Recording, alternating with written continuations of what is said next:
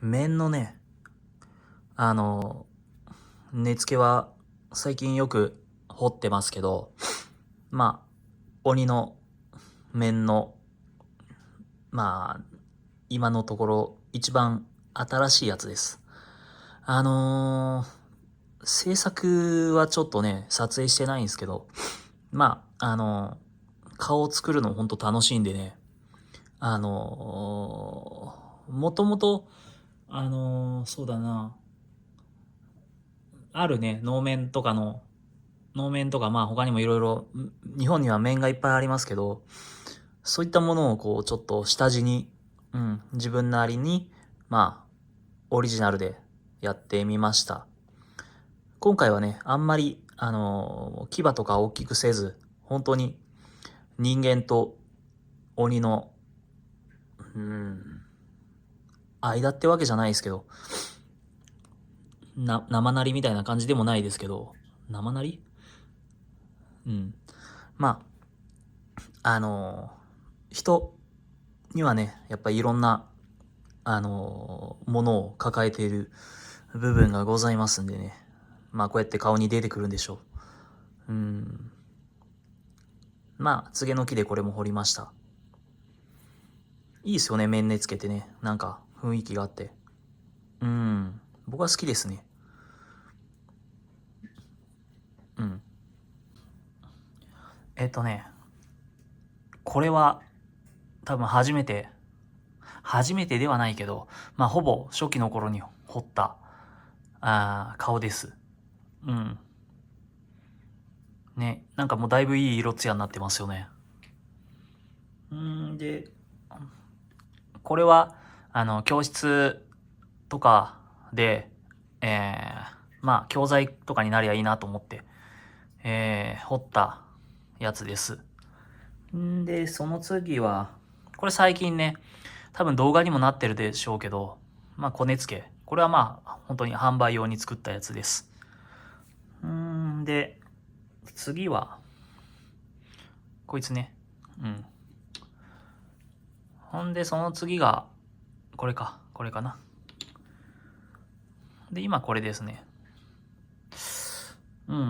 どうだちょっと色味薄いかな。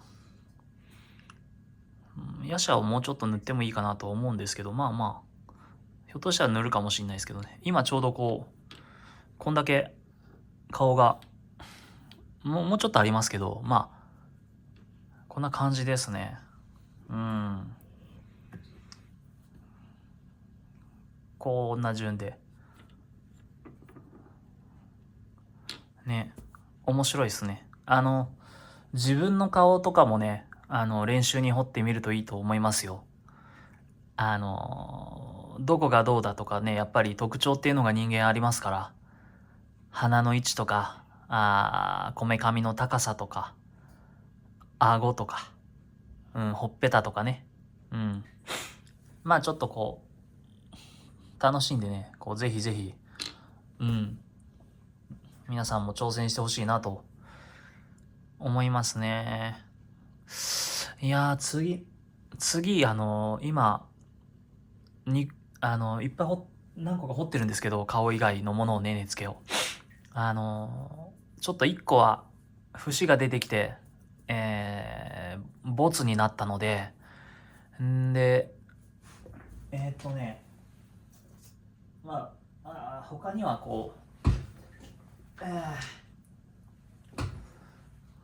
なんだっけな。そう、うさぎ関係をね、ちょっと2つほど掘りたいなと思ってるんですけど、ちょっとね、これもまあ、どうなるやら。で、これずっと前からやってるんですけど、もうちょっとなんか、かっこよくなんないかなと思って。本当はね、最初枯葉とか、落ち葉とかをテーマに掘ろうかと思ったんですけど、そういうのをギュッと固めた、なんかよくわかんないですけど、まあ、キャベツにも見えるな。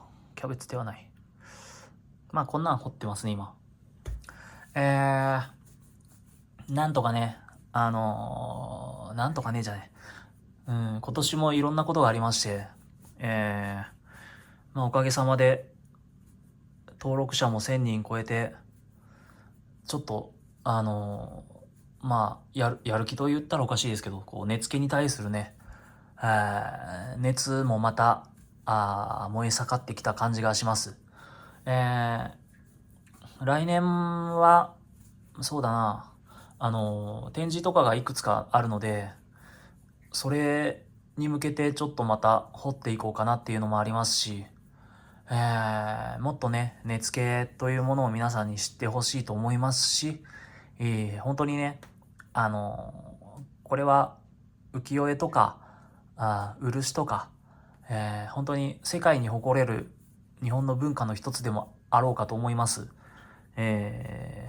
ただね、本当に作っている人は少ないですし、伝統工芸としてはね、本当に、危機的状況ではあるので、なんとかね、あの頑張ってみようかなとは思います。ただ、うん、そうだな。うん、根本は自分が掘りたいから掘ってるだけでもあるので、うん、来年も寝付けをね、今年以上に充実した年にしたいなと思います。まだ何日かありますけどね。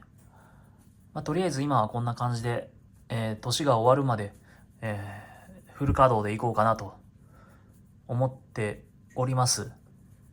えー、そういやクリスマスね、なんですよね。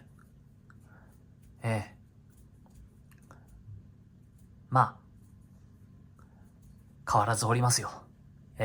じゃあ、また。